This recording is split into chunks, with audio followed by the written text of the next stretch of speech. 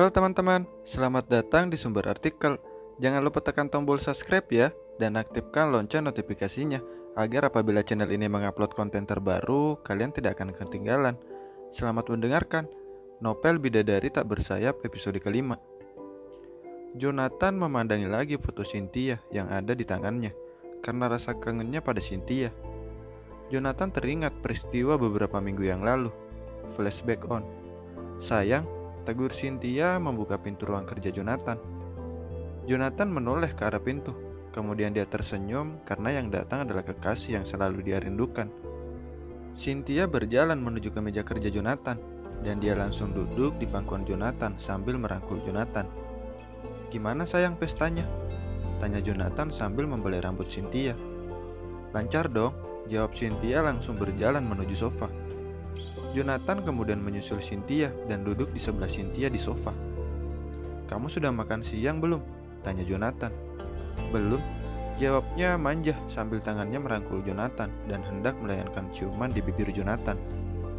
Namun Jonathan menghindarinya, langsung berdiri berjalan menuju meja kerjanya untuk mengambil jasnya yang tergantung yang disandarkan pada kursinya. Terlihat wajah Cynthia kecewa karena penolakan dari Joe secara tidak langsung. Karena selama Cynthia menjadi kekasih Joe, tak pernah sedikit pun Joe memberikan ciumannya. "Ayo sayang, kita makan di tempat biasa," kata Joe meraih tangan Cynthia. Cynthia hanya mengikuti Joe yang membawanya keluar ruangannya. Mereka masuk ke dalam mobil dan menuju restoran favoritnya. Di dalam mobil, Cynthia hanya diam dan kepikiran saat Joe menolaknya untuk dicium. Cynthia menarik napas panjang dan mengeluarkannya secara perlahan, kemudian menoleh ke arah kekasihnya. "Sayang, kenapa sih kamu gak pernah cium aku?" tanya Cynthia dengan gaya manjanya. Jonathan tersenyum dan menggenggam tangan Cynthia dan yang satunya fokus untuk menyetir. "Sayang, bukan gak mau, tapi tunggu halal dulu ya sayang. Yang sabar ya, yang cantik," jawab Joe sambil mencubit hidung kekasihnya. Mendengar perkataan Joe, Cynthia langsung menarik tangannya dan memainkan ponselnya. Joe melihat kekecewaan di wajah Cynthia karena ucapannya. Joe memang sangat mencintai Cynthia, tapi Joe sebatas berpegangan tangan saja. Dia tidak berani untuk melakukan lebih. "Maafkan aku, Cyn. Aku bukannya tidak mau melakukan lebih, tapi aku ingin melakukannya kalau sudah halal," gumamnya dalam hati. Mobil Joe memasuki halaman restoran Jepang yang terkenal di kota tersebut. Joe memarkirkan mobilnya ke tempat parkir yang sudah disediakan pihak restoran. Mereka langsung keluar dari mobil dan masuk menuju restoran favoritnya. Mereka menuju meja nomor 3. Pelayan restoran datang. Pelayan restoran itu sudah kenal dengan kedua pasangan tersebut karena mampir setiap hari mereka singgah di restoran Jepang itu. Sambil menunggu pesanan mereka datang, sepasang kekasih itu berbincang-bincang. "Sayang, kapan kamu kau perkenalkan dengan kedua orang tuaku?" tanya Joe pada Cynthia. "Kapan ya? Aku juga belum tahu sayang," kata Cynthia datar. "Aku mau melamarmu," kata Jonathan. Cynthia memandang Joe dengan lekat. Kemudian Cynthia tertawa langsung berdiri dan memeluk Joe dari belakang dengan posisi Joe masih duduk di kursinya. "Menikah?" tanyanya. "Iya, kapan kamu siap membina rumah tangga denganku?" lanjut Joe sambil memegang tangan Cynthia yang melingkar di bahu Joe. Kemudian Cynthia melepaskan pelukannya dan duduk kembali di kursinya. "Jangan bercanda sayang." "Aku gak bercanda, aku serius. Maafkan aku Joe, aku masih muda, aku belum siap berumah tangga. Aku masih ingin menikmati kehidupan yang glamor, happy-happy. Aku masih mau bersama teman sahabat gua, pesta bersama, dan aku tidak mau terikat dalam pernikahan," ujar Cynthia panjang lebar. Jonathan hanya terdiam sambil memandang Cynthia. Cynthia yang dipandang tidak memperdulikan pandangan lelaki di depannya. Cynthia dengan asiknya memandang layar ponselnya dan mempermainkan ponselnya dengan acuh tak acuh pada Joe. "Kita sudah 2 tahun bersama dalam ikatan kekasih. Tapi selama itu juga kamu tidak mau terus kalau aku ajak menemui kedua orang tuaku," lanjut Jonathan. Cynthia hanya fokus ke layar ponselnya dan mengacuhkan Joe yang mengajaknya berbicara. Sesekali Cynthia tersenyum-senyum membalas chat-chat temannya pada ponselnya. "Sayang, bisakah kamu sudahi main ponselmu?" kata Jonathan langsung menarik ponsel yang dipegang oleh Cynthia. "Apa sih kamu? Ih," ujarnya dengan marah. Sudah, aku bilang, aku tidak mau menikah. Aku ingin menikmati masa mudaku dan aku tidak mau terikat," katanya ketus membuat orang-orang yang di restoran itu melihat ke arah mereka. Tapi Joe tidak peduli. "Sayang, maafkan aku," kata Joe hendak meraih tangan Cynthia.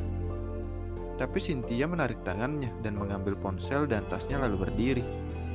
"Hilang sudah selera makanku," ujarnya kesal, melangkah meninggalkan Joe berjalan menuju keluar restoran. Joe langsung mengejar Cynthia. "Sayang, tunggu," teriak Joe sambil berlari kecil mengejar Cynthia. Cynthia terlihat menelpon seseorang di depan restoran tersebut. "Sayang, ayo kita pulang. Maafkan aku sayang," kata Joe meraih tangan Cynthia, namun ditepiskannya sambil berjalan menuruni tangga restoran. Tak seberapa lama datang sebuah mobil sport mewah berhenti di depan Cynthia. "Aku gak mau ikut denganmu," ujarnya langsung masuk ke mobil sport merah tersebut. Mobil yang membawa Cynthia melaju meninggalkan Joe di depan restoran Jepang itu. Joe berjalan menuju mobilnya dan kemudian melaju meninggalkan restoran favoritnya. Flashback off. Tok tok tok. Terdengar suara ketukan di pintu kamarnya, membuyarkan lamunannya. Jonathan mengusap wajahnya dengan kasar. "Masuk," kata Jonathan. "Tuan muda, Nyonya dan Tuan besar menunggu untuk makan malam," ujar Biina, asisten rumah tangga Joe. "Bilang ke mama papa kalau mau makan silahkan aja duluan, karena saya mau mandi dulu," lanjutnya lagi. "Baik tuan," ujar Biina berlalu dari hadapan Joe. Joe berjalan menuju kamar mandi dan melakukan ritual mandinya. Setelah selesai mandi, Joe langsung turun ke lantai bawah dan menuju ruang makan. "Pah, Mah, kok belum makan?" "Mama papa menunggu kamu," jawab papahnya. "Ya udah, ayo makan," lanjut mamahnya. Joe mengangguk dan mereka makan tanpa suara, masing-masing menikmati makanannya. Setelah makan malam, Joe langsung ke kamarnya. Dia memang menghindari duduk santai di ruangan keluarga. Kalau mengikuti orang tuanya bersantai, Joe pasti ditanya soal calonnya. Makanya dia menghindari dengan alasan banyak kerjaan yang dibawanya ke rumah. Baginya, selama Cynthia belum bisa diajak ke rumah untuk diperkenalkan kepada orang tuanya, dia sementara waktu menghindari kebersamaan dengan kedua orang tuanya. Jangankan untuk memperkenalkan, diajak untuk menikah pun Cynthia tidak mau. Sesampainya di kamarnya, Joe mengambil ponselnya dan menekan nomor Cynthia. Joe mencoba menghubungi Cynthia kembali untuk menanyakan kejelasan dalam hubungannya. Namun masih belum bisa diangkat juga oleh Cynthia. Di klub malam, Cynthia dan kedua temannya asik menikmati minuman dan musik dari seorang DJ terkenal yang ada di kotanya. "Sin, tuh ponselmu berbunyi terus, diangkat dong," kata Sari temannya. "Malas Sar, paling-paling dari Joe," katanya sambil menikmati musik dan meneguk minuman yang ada di tangannya. "Memangnya kenapa kamu sama Joe?" "Paling-paling bertengkar lagi sama Joe," sambung Lucy sambil tertawa. "Gimana gak bertengkar? Setiap ketemu pasti aja diajakin nikah mulu," kata Cynthia sewot. "Memangnya kenapa? Nikah kan enak, tiap malam ada yang nemenin," lanjut Sari. "Dan juga bisa mengurus anak suami dan mertua," lanjut Lisa lagi. "Hai hello, hari ini nikah muda enggak kali?" kata Cynthia sambil tertawa. "Apalagi ngurus anak dan suami, gak banget buat seorang Cynthia. Secara gitu loh, Cynthia gadis cantik yang hidup penuh dengan happy dan gak mau hidup terikat dalam tali pernikahan. Gak mungkin banget bagi seorang Cynthia. Hidup tuh dinikmatin, bukan diikat," lanjut Cynthia panjang lebar sambil tertawa bahagia dengan hidupnya. "Kamu tuh ya, nggak berubah, banyak pacar kamu yang sering ingin mengajak nikah termasuk Joe selalu aja ditolak. Nyesel nanti lama-lama," kata Lucy tertawa. "Hai sahabatku yang baik, kalian tahu di antara cowok-cowokku yang mencintaiku selama ini hanya Joe bucin sama aku. Walaupun aku yang buat salah, dia yang akan meminta maaf. Jadi nggak ada kata menyesal buat Cynthia," lanjutnya lagi. "Ya terserah kamu aja Sin, yang penting kita nikmatin malam ini," lanjut kedua sahabatnya. Cynthia tertawa dan merangkul kedua sahabatnya itu sambil tertawa-tawa bahagia. Kemudian mereka dikejutkan oleh ketiga laki-laki yang menawarkan bergabung pada mereka. Merasa teleponnya nggak digubris oleh Cynthia, Joe berjalan menuju ke kamar mandi untuk membasuh wajahnya. Kemudian dia mengambil handuk untuk mengusap wajahnya. Lalu dia keluar dari kamar mandi dan melempar handuk tersebut ke arah sofa. Joe berjalan ke kasur dan merebahkan tubuhnya. "Cynthia, kenapa kamu selalu seperti ini? Kalau marah bisa membutuhkan waktu berminggu-minggu.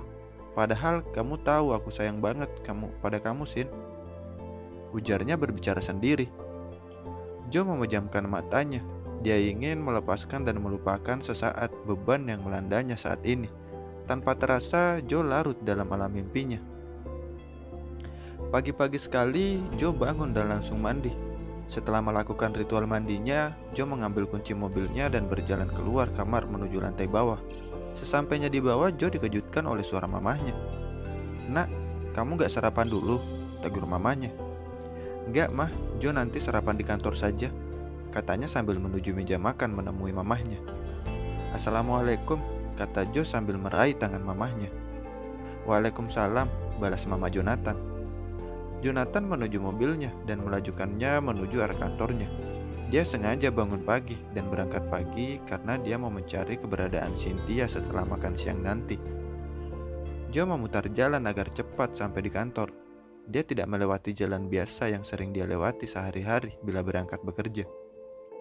Saat Joe di jalan, tanpa sengaja Joe melihat mobil sport merah yang pernah menjemput Cynthia di restoran saat mereka bertengkar. Bukankah itu mobil yang pernah menjemput Cynthia? Batinnya. Joe kemudian berhenti di pinggir jalan, memarkirkan mobilnya.